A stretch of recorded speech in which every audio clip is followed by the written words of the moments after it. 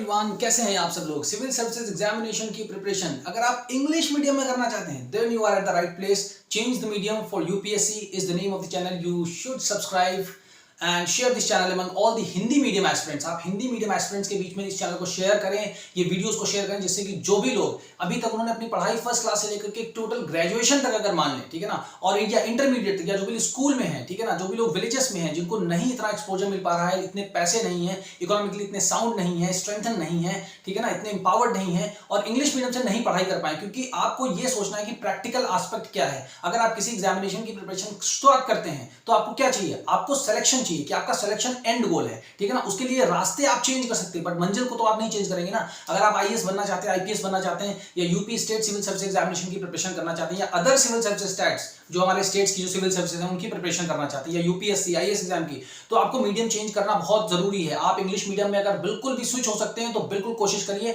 और यही एक इनिशिएटिव है, क्योंकि इंडिया में ऐसी कोई कोचिंग नहीं है, ऐसा कोई यूट्यूब चैनल नहीं है, ऐसे कोई मेंटोर नहीं है जो कि हिंदी मीडियम स्टूडेंट्स को चाहे कि उनको जितनी भी नेसेसरी ग्रामर है, जितनी जरूरी ग्रामर है उसको पढ़ाते हुए, उनकी स्पीकिंग स्किल्स को बेहतर करते हुए, बोलने की कला भी उनको सिखाते हुए, लिखने की कला सिखाते हुए, ठीक है ना, और समझने की जो अंडरस्टैंडिंग है उसको सिखाते हुए उनको इंग्लिश मीडियम में स्विच किया जा सके, जिससे कि जो उनका रियल पोटेंशियल है वो रियलाइज किया जा सके। रियलाइज किया इन द सेंस कि उनका सिलेक्शन हो सके। और हिंदी मीडियम में जो वाकई में जो आप मैथमेटिक्स पढ़ सकते हो, फिजिक्स पढ़ सकते हो, केमिस्ट्री पढ़ सकते हो, नीट एग्जाम क्वालिफाई कर सकते हो, आईआईटी क्वालिफाई कर सकते हो और न जाने क्या क्या कर सकते हो। बट जब सिविल सर्विस एग्जामिनेशन की प्रिपरेशन की बात आती है तो आपको क्या हो जाता है कि आप हिंदी मीडियम से केवल आप हिंदी को छोड़ नहीं पाते। इमोशनली अटैच मत बनिए, इमोशनली इंटेलिजेंट बनिए, प्रैक्टिकल बनिए। आप देखिए जो इंजीनियरिंग बैकग्राउंड से लड़के आते हैं वो कौन सा सब्जेक्ट लेते हैं, ऑप्शन कौन से लेते हैं, एंथ्रोपोलॉजी लेते हैं, संस्कृत लिटरेचर लेते हैं, फिलोसफी ले लेते हैं। कौन सी इंजीनियरिंग में ऐसे सब्जेक्ट को पढ़ाया जाता है। बट आप हैं, आपके पास क्या है, ज्यादा हिंदी लिटरेचर है, हिस्ट्री है और एक दो सब्जेक्ट्स को मिलाकर बस। तो आपकी जितनी भी आपकी ये है ना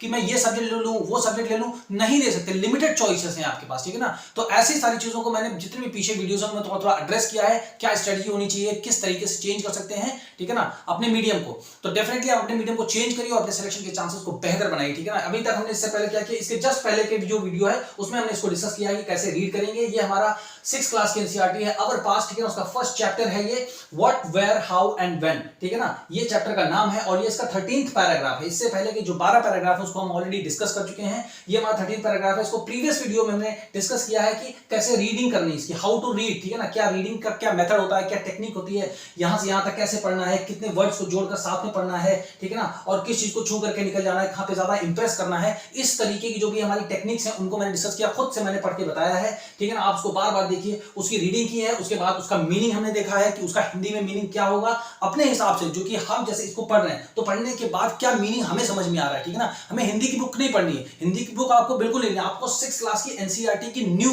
जो एनसीईआरटी आ रही है, अवर पास्ट जो सोशल साइंस की जो बुक आ रही है हिस्ट्री की, वो नई वाली बुक खरीदी, उसको बस आपको ओपन कर लेना और 13th पैराग्राफ खोलना है, आपको उसको बहुत सारी चीजें ऐसी ही दिखेंगी। तो हमने इसकी रीडिंग कंप्लीट की, इसका हिंदी में हमने मीनिंग जाना, जो इसकी इंपॉर्टेंट वोकैबुलरीज थी, मतलब वर्ड मीनिंग्स थी जो, उनको हमने लिखा। और उनको कैसे लिखा, इसी संदर्भ में लिखा हमने। जैसे इस पैराग्राफ में अगर आर्कियोलॉजिस्ट वर्ड यूज हुआ तो उसका मतलब इस पैराग्राफ में क्या होगा, क्योंकि वर्ड्स की मीनिंग चेंज होते रहते हैं, ठीक है ना। तो हमने वर्ड मीनिंग्स को देखा, फिर उसके बाद जो भी नेसेसरी ग्रामर थी, जितना जरूरी ग्रामर का जो पार्ट था, जैसे कि कैन है, ये हमारा मॉडल वर्ब है, जैसे कि हमारा कुड हैव बीन है, ठीक है ना। तो ये हमारा क्या दिखाता है कि हमारी कोई घटना पास्ट में इस तरीके से घटी हो सकती थी, ठीक है ना, उसकी पॉसिबिलिटीज को दिखाता है, ठीक है ना। तो ये सारी चीजों को हमने डिस्कस किया है। अब जब आप ये सारी चीजें इसी संदर्भ में समझ जाएंगे तब जहां भी आपको ये मिलेगा, मैंने बहुत अच्छे से समझाया है, इसका भी एक अलग से मीनिंग बताया है, ठीक है ना, और जितना भी ग्रामर है उसको डिस्कस किया है। उसके बाद एट द एंड हमने स्पीकिंग की भी प्रैक्टिस की, कैसे बोलना है, किस तरीके से बोल सकते हैं, कैसे प्रैक्टिस कर सकते हैं, क्योंकि ऑल ऑफ अ सडन अचानक से तो कोई नहीं बोल सकता, बट कोई ना कोई तो तरीका होना चाहिए ना कि हम शुरू तो कर सकें। और शुरू करने के लिए क्या, अब आप सबसे पहले क्या पूरी ग्रामर पढ़ेंगे, ठीक है ना, नहीं, इतने से ही आप स्टार्ट कर सकते हैं। आपको कॉन्फिडेंस आएगा, अगर आप 2 4 5 लाइन भी बोल सकते हैं तो आपको कॉन्फिडेंस आएगा, आप कुछ सोच सकते हैं, समझ सकते हैं,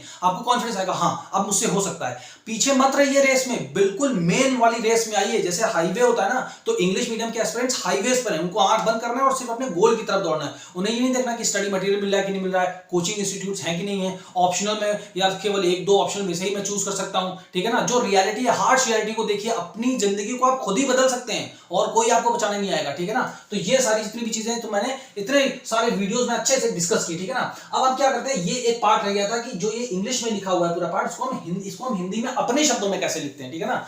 आप अपने शब्दों में लिखिएगा, मैंने भी अपने शब्दों में लिखा, और इसको ऐसे नहीं लिखा मैंने कि एकदम एक्सपर्ट कि हाँ मुझे आती है तो मैंने फटाफट इसको एक्सपर्ट की तरह फटाफट मैंने इसको जो है बदल दिया। क्या हमें समझ में आ रहा है, कैसे समझ में आ रहा है, ठीक है ना। अब इसकी कुछ हमारी टेक्निक्स हैं, उसके हिसाब से इसको डिस्कस करेंगे, ठीक है ना। तो सबसे पहले क्या है कि इंग्लिश में एक फंडामेंटल रूल है कि जैसे कोई सेंटेंस यहां से स्टार्ट हो रहा है, ठीक है ना, तो जहां पे सेंटेंस एंड हो रहा है, ठीक है ना, जहां फुल स्टॉप या आपको कॉमा लगा मिले, वहां से आप मीनिंग को निकालने की शुरुआत करिए। कोशिश करेंगे तभी चेंज आएगा, ठीक है ना।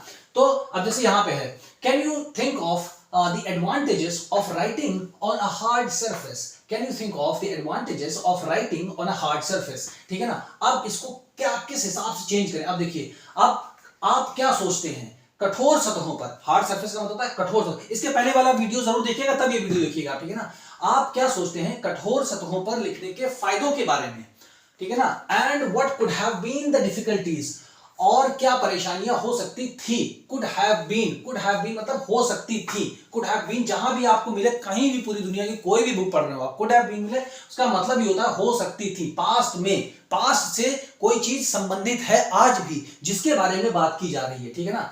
तो अब क्या है, अब ये आप क्या सोचते हैं, इसको ना उठा करके आप यहां पर इसके एंड में भी लगा सकते हैं कि आप यहां से स्टार्ट करें कि इन वाली सतहों पर लिखने के फायदों के बारे में आप क्या सोचते हैं, फिर आप दीजिए, ठीक है ना। तो आप इसको यहां से उठा करके एट द एंड भी लगा सकते हैं, इस जगह पर भी लगा सकते हैं, और यहां शुरू कर सकते हैं, ठीक है ना। कठोर सतहों पर लिखने के फायदों के बारे में आप क्या सोचते हैं, फिर और क्या परेशानियां हो सकती थी या और क्या दिक्कतें हो सकती थी, ये इसका ट्रांसलेशन हो गया, ठीक है ना। ऐसे ही करना आपको।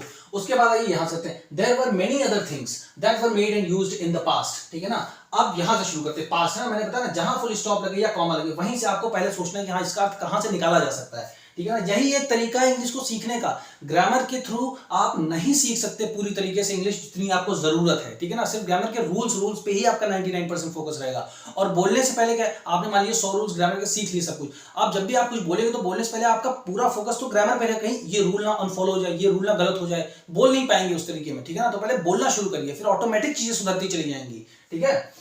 There were many other things that were made and used in the past. मतलब अतीत में, है ना, ये हमारा पास्ट मतलब अतीत, तो अतीत में कई अन्य चीजें बनी और प्रयोग हुई, ठीक है ना। अतीत में इन द पास्ट, अतीत में यूज्ड एंड मेड, बनी और मतलब क्या हुआ, प्रयोग हुई, ठीक है ना। तो अतीत में कई अन्य चीजें, ठीक है ना। तो ये हमारा कौन सी अन्य चीजें, other things, many other things मतलब कई अन्य चीजें, ठीक है ना, जो बनी और प्रयोग हुई हमारे अतीत में। अब ऐसे वर्ड्स को जब आप लिखेंगे, मान लीजिए ऐसे ही इसे आपने लिख लिया, ठीक है। अब अगर यहां से भी आप लिख लेंगे, ठीक है ना, आप इसका वर्ड बाय वर्ड लिख लेंगे, फिर आप सोचिए इसको कैसे ऐसे मीनिंगफुल सेंटेंस में बदला जाए, ठीक है ना। तो जब मीनिंगफुल सेंटेंस मतलब सही सेंटेंस जो आप लिखेंगे, जब एक वाक्य की रचना करेंगे आप सही से, तो आप लगेगा हाँ ऐसे लिखना शुरू करते हैं ना, अतीत में, यहां से सही रहेगा। बस यही अंडरस्टैंडिंग होती है। अब आपको आदत हो गई है सबको ना कि ज्यादातर लोग बताए रूल्स आने चाहिए, बिना रूल्स के भी सीखा जाता है। हिंदी हमने कैसे सीखी, क्या हिंदी बोलने से पहले या लिखने से पहले ग्रामर सीखी हमने? किसको हिंदी की ग्रामर आती बताओ? इंग्लिश की तो फिर लोगों को पता है कि ग्रामर में ये सब चीजें होती, बट हिंदी में कौन सा आपको ग्रामर पता बताओ? बट बोल लेते हो ना, पहले बोलो, बोलने से शुरुआत करो। जितना बोलोगे और जितना सुनोगे, ये दो सबसे इंपॉर्टेंट चीजें हैं। उसके बाद आपको लगे कि अरे ये चीज मैं बोल रहा हूं, ये यहां पे कौन सा वर्ड यूज करूं, यहां पे कौन सी हेल्पिंग वर्ड यूज करूं, ये अगर इस तरीके, अगर मुझे कोई पास्ट की बात बतानी है तो मैं कैसे बोलूं, तो आप उस चीज को देखेंगे तब समझ में आए, क्योंकि अभी आपको जरूरत है उसकी, है ना। और बिना जरूरत के पहले से ही सीख लिया, ठीक। अब आपको सोचना पड़ेगा स्टोरी, यहां पे क्या पहले से ही स्टोरी है आपके दिमाग में कि ये चीजें पास्ट के बारे में बात हो रही है, ठीक है ना। तो इस हिसाब से, ठीक है, समझ रहे हैं। So there were many other things that were made and used in the past. अभी क्यों बताया जा रहा है कि हमारे अतीत में कई अन्य चीजें बनी और प्रयोग हुई, मतलब इससे पहले वाला जो हमारा पैराग्राफ है उसमें बात की गई इंस्क्रिप्शंस की, जो शिलालेख है, ठीक है ना। जैसे अशोक का जो स्तंभ है, ठीक है ना, अशोकन जो हमारा पिलर है इलाहाबाद में जो है, इस तरीके के बहुत सारे हैं, ठीक है ना। तो वो जैसे थे, तो उसके अलावा भी, है ना। So there were many other things मतलब बहुत कुछ अन्य चीजें बनी और प्रयोग हुई, ठीक है ना। फिर उसके बाद those who study these objects are called archaeologist, है ना। जो, अब यहां पे इसका दोज का मतलब होगा जो, ठीक है ना, जो इन वस्तुओं की या का अनुसंधान, शोध, पढ़ाई या जानकारी करते हैं, उन्हें पुरातत्वविद बुलाया जाता है, ठीक है ना। They study those who study these objects, those मतलब जो इन वस्तुओं को, ठीक है ना, those who study these objects, ठीक है ना, दीज ऑब्जेक्ट, तो दीज ऑब्जेक्ट्स मतलब इन वस्तुओं को, ठीक है ना। दोज हु स्टडी, दोज मतलब जो, ठीक है ना, those who study these objects, ठीक है ना।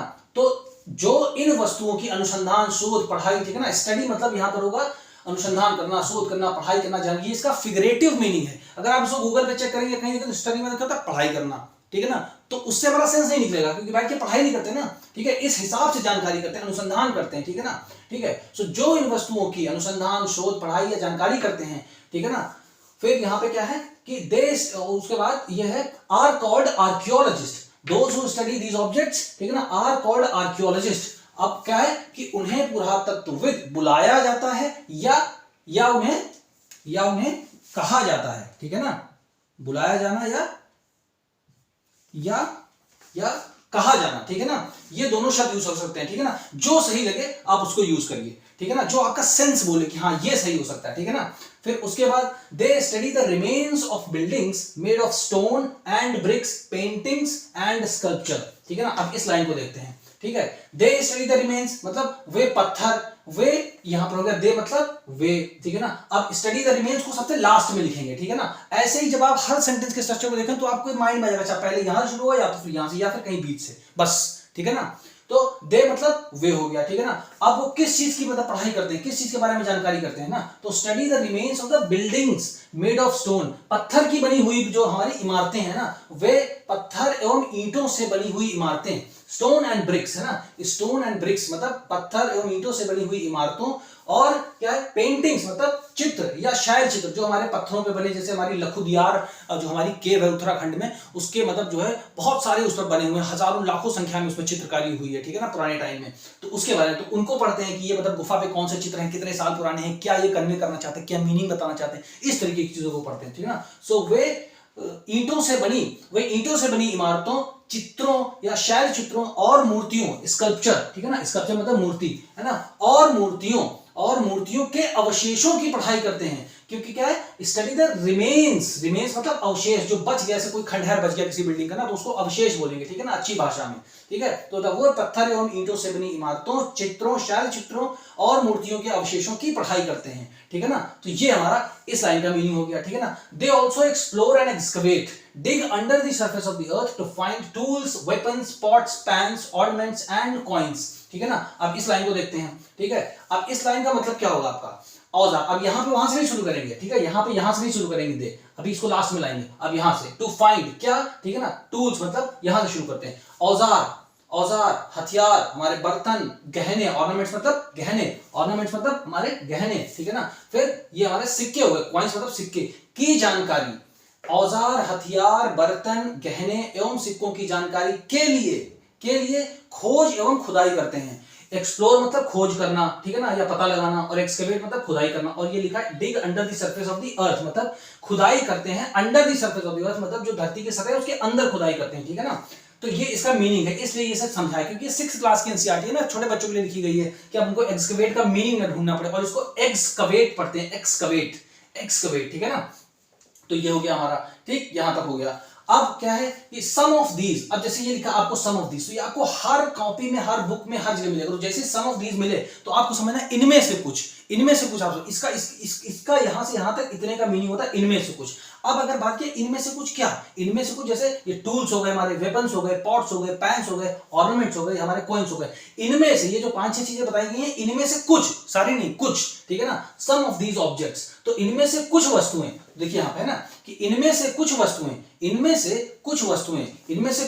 क्या है, इनमें से कुछ may be made of stone, others of bone, baked clay और मेटल, है ना। मे बी मेड ऑफ मतलब बनी होंगी, ठीक है, इसको जहां मिले मे बी मेड ऑफ मतलब जो है बनी होंगी, पास्ट में बनी होंगी, किसी भी चीज की बात हो, ठीक है ना। तो ये आप मीनिंग लिख लीजिए, इसका सम ऑफ दीज का लिखिए, इनमें से कुछ, ठीक है ना। इस हिसाब से आपको वोकैबुलरी जो जिसको रीडिंग करने में आपको मदद मिलेगी, और उसके बाद 1-2 चैप्टर के बाद आप अच्छे से पढ़ने लगेंगे, ठीक है ना। जो अगर आप 0 हैं तो आप आराम से 40-50% पे आ जाएंगे, ठीक है ना। जिस तरीके से मैं आपको बता रहा हूं वैसे फॉलो करना। और जब इंसान को कुछ ना आता हो और उसको सीखना हो, तो जो सामने से कोई भी उसको बता, उसको लगे हाँ ये सही बता रहे हैं, ठीक है ना, तो बस उसको फॉलो करो आप। 1 महीने दो, आप अपने आप को 1 हफ्ते दो, कम से कम 8-10 दिन दो और मेहनत करो, तब आपको खुद ही समझ में आएगा। अपना खुद ही असेसमेंट करिए, है ना, आकलन करिए, ठीक है।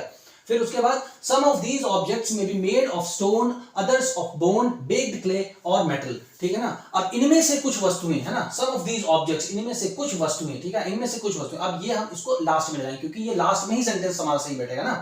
फिर इनमें से कुछ वस्तुएं यहाँ पे क्या है, may be made of stone, others of bone, है ना। तो पत्थर की, अन्य हड्डियों की, अदर्स ऑफ बोन मतलब अन्य हड्डियों की बनी होंगी, ठीक है ना। फिर यहाँ पे ये हमारी पकी हुई मिट्टी है ना, बेक्ड क्ले को हिंदी में होता है पकी हुई मिट्टी, ये पकी हुई मिट्टी की, है ना, पकी हुई मिट्टी की। और मतलब यहाँ होगा एंड, है ना, और का सेंस यहाँ पे और से आएगा, है ना, और ओ आर, और का मतलब और लिखेंगे यहाँ पे ना, पकी हुई मिट्टी की और धातुओं की बनी होंगी। देखिए मे बी मेड ऑफ, है ना, तो बनी होंगी, मे बी मेड ऑफ, है ना। अब देखिए इसका सेंटेंस का मीनिंग निकला है, इनमें से कुछ वस्तुएं पत्थर की, अन्य हड्डियों की, पकी हुई मिट्टी की, है ना, और धातुओं की बनी होंगी, ठीक है ना। फिर उसके बाद ऑब्जेक्ट्स मतलब वस्तुएं, objects that are made of hard और इम्पेरिशेबल सब्सटेंस। इम्पेरिशेबल मतलब होता है अविनाशी तत्व, जो खराब नहीं, जैसे हमारे पत्थर हो गए, अब से गुफाओं के ऊपर चित्र बना दिए गए, वो कभी खराब नहीं, तो सैकड़ों हजारों करोड़ों साल तक अभी भी वैसे के वैसे ही। और जैसे वेजिटेबल हम लेके आते हैं या मिल्क लेके आते हैं, वो हमारा क्या है, वो हमारा खराब हो जाता है 2-4 दिन में, ठीक है ना। तो उसको क्या बोलते हैं, ये इम हटा देते हैं, खाली पेरिशेबल बोलते हैं। वो सारे हमारे क्या है, वो खाली हमारे क्या है, वो चीजें अविनाशी हैं, वो खराब, वो चीजें खराब हो जाती है, विनाशी हैं, जल्दी खराब हो जाती है 4-5 दिन। बट जो यहाँ पर जिन चीजों की बात की जा रही है, ठीक है ना, वो चीजें खराब नहीं होती। जैसे स्टोन हो गए, ठीक है ना, या हार्ड सरफेस हो गए, तो हार्ड सरफेस किसका होता है, स्टोन का होता है। जो हमारे ताम्रपत्र होते हैं, ठीक है ना, जो हमारे कॉपर प्लेट्स होते हैं, वो खराब नहीं होते, ठीक है ना। तो लिखा है objects that are made of hard imperishable substances. तो क्या है, वस्तुएं जो कठोर, है ना, हार्ड सरफेस, है ना, हार्ड मतलब कठोर, वस्तुएं जो कठोर, उसके बाद यहाँ पे कॉमा देंगे, है ना, अविनाशी तत्व की बनी, है ना, वस्तुएं जो कठोर अविनाशी तत्व की बनी, ठीक है ना। यहाँ पे देखिए मेड ऑफ, है ना, मतलब मेड ऑफ मतलब हो गया बनी, ठीक है ना, पास्ट में, ठीक है ना। मेड ऑफ मतलब हमारी बनी। Usually survive for a long time, है ना, यूजुअली मतलब होता है सामान्य तौर पर, है ना, या सामान्यतः। तो लिखा है कि वस्तुएं जो कठोर अविनाशी तत्व की बनी सामान्यतः लंबे समय तक सुरक्षित रहीं या बनी रहीं, ठीक है ना। सुरक्षित मतलब जैसे यहाँ पे सर्वाइव होता है ना, तो सर्वाइव मतलब तो जैसे मान लीजिए अभी हमारा टर्की में आया है क्या, भूकंप आया है, अर्थक्वेक आया है, तो बहुत से लोग उसमें मतलब दबे थे मलबे में, लेकिन 4-5 दिन के बाद वो निकले जिंदा, तो वो क्या किया, सर्वाइव कर गए, मतलब बच गए, सुरक्षित बच गए। तो वही यहाँ पर मीनिंग होगा, ठीक है ना। तो इस हिसाब से आपको पढ़ना है। इसके जो इसके पहले वाला वीडियो है उसको आप देखिए, उसमें पूरा अच्छे से डिस्कस किया गया, जो भी नेसेसरी हमारी ग्रामर है उसको डिस्कस किया गया है, जो भी इसके वोकैबुलरीज हैं इंपॉर्टेंट उनको डिस्कस किया गया है, कैसे रीड करना है, क्या प्रोनाउंसिएशन होना चाहिए, उच्चारण कैसे होना चाहिए, ये सारी चीजों को डिस्कस किया गया है। फिर स्पीकिंग की कैसे प्रैक्टिस करनी चाहिए, that has already also been discussed to that, okay. तो आप इस चैनल को, अगर आपने यहां तक इस वीडियो को देखा तो हिंदी मीडियम एस्पिरेंट्स के बीच में इसको शेयर करिए, चैनल को सब्सक्राइब करिए, जिससे कि जितने भी हिंदी मीडियम स्टूडेंट्स हैं, जो लोग इस तलाश में हैं कि उन्हें कोई ऐसा प्लेटफॉर्म मिले जहां के साथ वो लग करके अपनी जो हिंदी मीडियम से वो मतलब अभी तक लगे हुए हैं, तो आप इंग्लिश मीडियम में अपने एग्जाम की प्रिपरेशन कर सकें और यूपीएससी एग्जामिनेशन को क्रैक करने के अपने चांसेस को बहुत ज्यादा बेहतर कर सकें, ठीक है ना। So thank you everybody for watching this video, see you in the next video.